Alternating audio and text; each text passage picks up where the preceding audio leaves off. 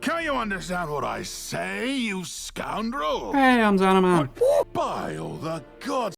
Man, this doesn't even look like Skyrim anymore, huh? Well, that's because it's not Skyrim, of course.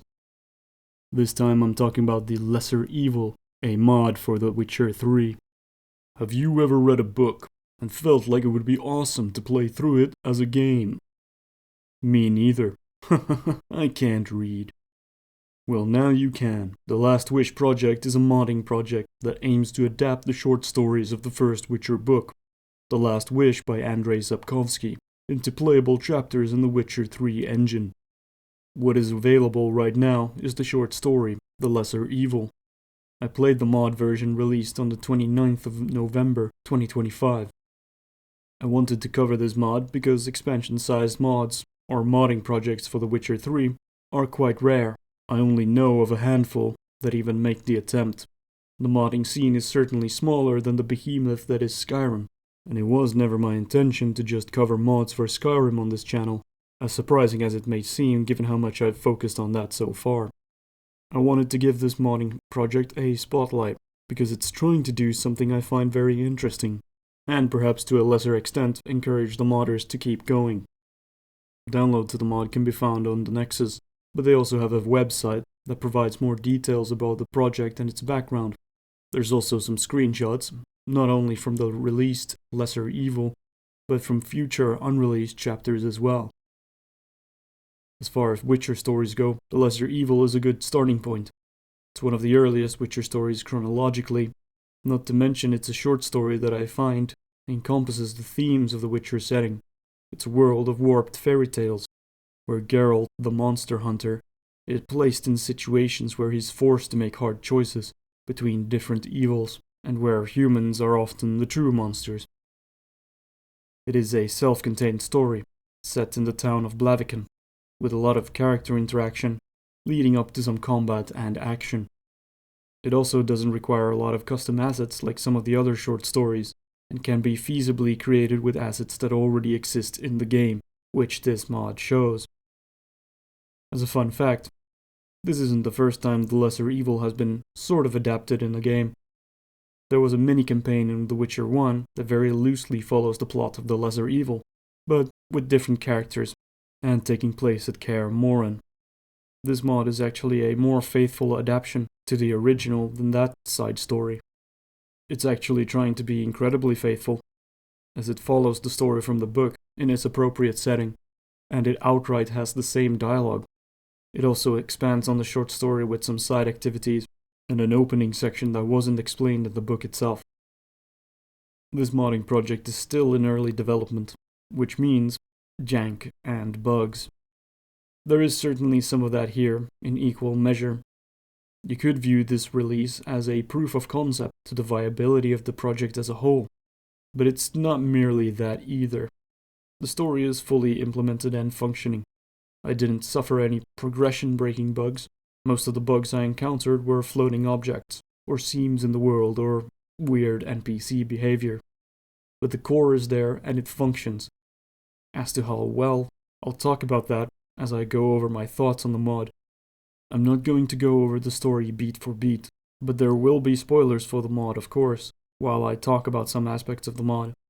I think it's well worth a playthrough if you like The Witcher, and want to experience one of the foundational stories establishing Geralt as a character, and the setting as a whole. It's relatively straightforward to install and play, and not a very long experience either.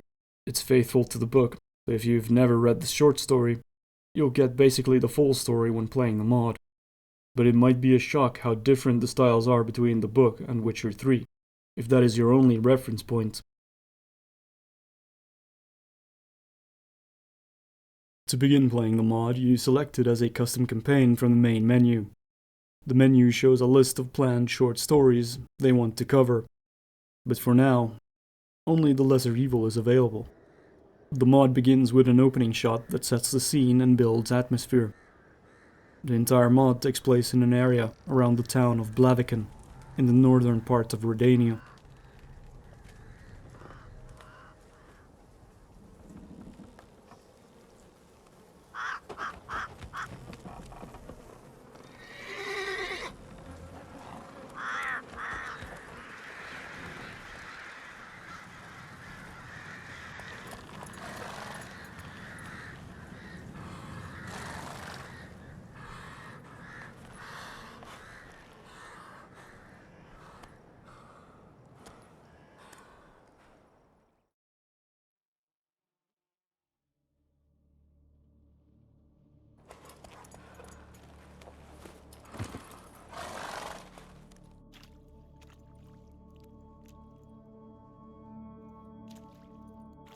A human femur.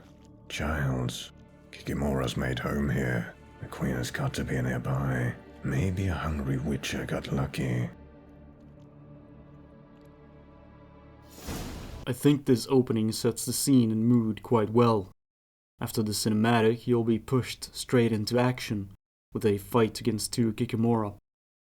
If you foolishly decide to play on Deathmarch difficulty like I did, there will be some tricky fights, due to your limited set of abilities, and your limited and very slow healing. I wouldn't suggest it, even if you play the base game on the hardest difficulty. You will remain at around level 50, but you aren't able to access the inventory or your character menu, or well, any menu for that matter, so your options are limited. What struck me first was that the environments look good. They appear well detailed, though the playable area is restricted. Though I am unsure why they decided to make the ground out of objects, rather than the ground layer. That seems like a hassle. Regardless, it gives the mod a different visual compared to areas from the base game, which sets it apart, but not enough to be unrecognizable. The mod comes packaged with a reshade that is optional, but you have to manually remove the files, which I did, as I'm not a big fan of reshade as a personal preference. So what you see in this video is captured without the reshade. The Kikimora hunt ends with a boss fight against a Kikimora warrior and a standard Kikimora. You take the trophy from its body, and then you make your way to the town of Blaviken, where you're introduced to the town's alderman, Kaldemane. By all the gods, is that you, Geralt? Blaviken itself is less polished than the hunt area, although I could find at least one gap in the objects in the Kikimora area too. The further from the starting position you walk in Blaviken, the less polished it becomes. You have floating objects and gaps in the ground. NPCs float or clip into the ground, and I had some wooden swords that were meant to be swung around by children, instead just be static in the air. I also saw some clipping with sitting animations or sitting animations that didn't play at all. There were also some invisible walls that were used, even when there are objects that already form natural barriers. The area is bigger than I expected it to be, and it's nice to walk around in a new town, and some of the places do look really good too, like the waterside or the market. But I think it becomes clear that the town layout exists with the market and tower as the centerpiece, and the rest kind of feels haphazard. The town features several side activities you can complete. There's a fist fight behind the inn. 2 knights want to spar with you. You can find a dwarf that plays Gwent. You can save a man from some drowners. Have a talk with a mysterious woman in the graveyard. You can come across some kids breaking a bear out of its cage, and you have to fight it, and then get berated by its owner. I'm not sure what the purpose of the side content is. If the purpose is to add gameplay to what is otherwise a fairly on-rails narrative, then yeah, it does that. Maybe the intention is to have a persistent character through all the short stories that could give the player a purpose to complete side quests in one chapter, so that they build up their abilities and wealth for future chapters. But the mod starts at close to base game max level, so not a whole lot of room for growth there. Also, only the lesser evil has been made so far, so whatever future plans they have are not yet implemented. In the current iteration, the side quests feel inconsequential. They add life to the town, and I like that they exist, but there is little reason to engage with them. There is no reward, other than doing them for the sake of experiencing them. I want to note that the side content here is new, and not based on something from the short story. It's original material. And that the writing of this side content doesn't feel too out of place when you compare it to the main story, which could have easily been the case. Once you get to Blaviken, it will become readily apparent that the dialogue in this mod is quite lengthy, more so than what you'd be used to if you're familiar with The Witcher 3. But as best I can tell, the dialogue is pretty much one-to-one from the book, at least the parts I cross-checked with my copy. Now that does lead to some challenges. Oh boy, I get to talk about adaptations, my favorite! You can adapt something one-to-one as best you can, but you are faced with the constraints or boundaries of the medium that you're adapting into. That's pretty much self-evident. A book is very different when compared to a visual, auditory, and interactive medium like a game. But I will always welcome the attempt at a faithful adaptation, because it feels like trying something fresh, or at least different, in the new medium. And a good story is usually a good story, no matter the medium. The mod has extensive dialogue scenes, as the dialogue in the short story is quite long-winded. I think the mod authors recognize that these lengthy dialogue scenes are not enough to keep player attention by themselves, because during the longer ones, they've added art as background illustrations to show what the characters are talking about. Doesn't impress you much, does it? That's the way of the world. Men hang from trees at the roadside. Brigands slash merchants' throats. At every step in town, you trip over corpses in the gutters. So why should a death threat impress me? It does look like it's AI-generated art, so some of it is a bit nonsensical to look at, but if you've played The Witcher 1, it's reminiscent of the art from that game. It helps break up the scenes and gives you something to look at, other than the same two character models, but from different angles. It does, however, reuse the same few art pieces, even in separate dialogue scenes. I used to be a princess. I had everything I could dream of, servants at my beck and call, dresses, shoes, dolls, and a doll's house. The mod also presents paragraphs worth of text at a time in the subtitles, which might be worthwhile to break up into several shorter lines for improved readability and flow control, even if the dialogue lines are recorded as paragraphs at a time. There are some pacing corrections that could be made when switching between dialogue lines, as they often start a bit too quickly after the previous one has finished. A human femur. Childs. Kikimora's made home here. The queen has got to be nearby. Maybe a hungry witcher got lucky. At times, there's not enough pause between the lines to give them a good flow. Ironic that I would complain about that, given how rapid-fire I make my videos. Another challenge is that the long dialogue scenes rely heavily on delivery from the voice actors. The voice actors in the mod do a decent job, I think. There are people who don't believe in destiny. Unless you knew about me. Did you? No, I didn't. It's the last place I could have expected you, if my memory serves me correctly. You used to live in a similar tower in Kovir. A great deal has changed since then, such as your name. Apparently, you're Master Irion now. Some of it doesn't have the cadence or pronunciation that I expected. Like how the alderman says Geralt, when you have many hours of game where they speak Geralt's name to fall back on. Greetings, Geralt. Greetings, Keldamain. Geralt. And parts of the dialogue that could have used dramatic pauses between sentences or words, or add flair to the dialogue with emotion, or dramatic performances that would be fun to listen to. Yes. I wouldn't normally talk about voice acting in a free mod, unless it had some technical problems that wasn't just about delivery, because I don't expect even close to professional level voice acting in mods, but I feel like this mod, and well, project as a whole, is uniquely dependent on good voice acting, because so much of the story is presented in long dialogue scenes, and good voice acting helps make that dialogue more interesting and digestible.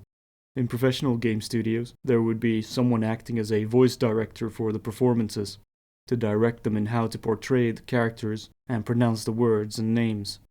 And I suppose that's what I feel is lacking here, a director with a vision of how these dialogue lines should be spoken. Evil is evil. Lesser, greater, middling, makes no difference. The degree is arbitrary, the definition's blurred. If I'm to choose between one evil and another, I'd rather not choose at all. Evil is evil, Stregobor. Lesser, greater, middling. It's all the same. But if I'm to choose between one evil and another, then I prefer not to choose at all. That's not to say the voice acting is bad. I think it's pretty good overall. I think Stregobor did a good job. It was generally believed that it was the work of Fredefolk, who had found themselves a younger, more robust mistress. But I think it was Renfrey. Renfrey. That's what she was called. Renfrey had a good voice actress. So, white hair, let's stop threatening each other. As I said, Slaughter and bloodshed can be avoided. And at first I wasn't really sold on Geralt's voice. It was more of an emotionless Geralt, in the vein of Henry Cavill's portrayal. But it did grow on me over the course of the mod, and at the end it didn't really bother me at all. You see, Master Irian, or Stregobor as I know him, has a bit of a history. Caldamain, tomorrow someone will try to murder him. What? I did unfortunately still get impatient during some of the longer conversations, like the one with Stregobor in his garden, because it stretched on for such a long time.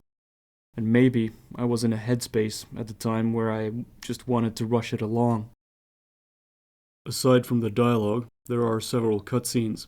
I believe many are repurposed cutscenes from the base game, and by repurposed I mean that they use the same cutscenes with the same animations, just the context is different. It was obvious, for example, when the marketplace fight ends, and you see Geralt chop off the head of a random peasant, and then try to help a girl up, and it pans over to the innkeeper from White Orchard, hiding behind some crates, obviously repurposing the scene from the end of the prologue in White Orchard. It did break my immersion a bit, but I understand that it's likely due to technical limitations. There were also a few parts that I felt were awkward, or scene jumps that didn't really make sense, like the nighttime discussion with Renfrey. It was hard to tell what exactly had just happened, what the moves the characters made were, and how they ended up in the position that they did. Another scene was Renfrey's death, where there was a strange cut to Geralt getting up from the ground, instead of standing over her and looking down.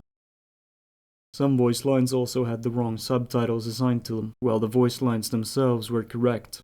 That was something I noticed happening mostly inside Master Irian's tower with Stregobor. At last. Greetings, Witcher. Stregobor. The story itself is all there. The main themes are present, and the key points in the story are hit. You have Stregobor and his tower, the meeting with Renfrey and her gang, the negotiation attempts between the two opposing sides, eventually leading up to the confrontation in the marketplace, and the showdown between Geralt and Renfrey. But I would say that the story ends quite abruptly, and honestly, the short story ends abruptly as well. Still, I missed a lingering shot as Geralt rides or walks away from the town. Perhaps Caldamain looking at the Witcher walking away with somber music playing in the background, or reactions from the crowd as he passes by them. The mod has the opportunity to expand on what the short story presents. They already do it with the Kikimora hunt at the start, which wasn't covered by the book, but this mod turns it into a playable segment. Now I don't think we need a playable epilogue, just a scene to wind down and pace the ending a bit more. Perhaps even a credit scene. I think there is a good adaptation here, the bones of which are visible, but it has a need for polish to live up to its potential. Some of it is with relatively easy fixes, like adjusting the scene objects to better line up with the ground or tables, or removing the gaps in the terrain. Some are perhaps not as easily fixed, such as the cutscenes. I think one limiting factor of this mod is that the mod is using mostly base game assets. I'm not familiar with that part of Witcher 3 modding, and how easy it is to add new animations to the game, for example, for use in cutscenes. Some of the cutscenes in this mod could have benefited from custom animations, primarily the cutscenes I mentioned where it looks strange in the current iteration, and models, such as giving Renfrey and Stregobor custom head models to make them stand out. And if they continue developing this modding project, they may need to tackle adding custom monsters, at least model-wise, as they can reuse animations from existing creatures. Some of the short stories do feature monsters that don't feature in Witcher 3, such as the Striga, but it did feature in Witcher 1.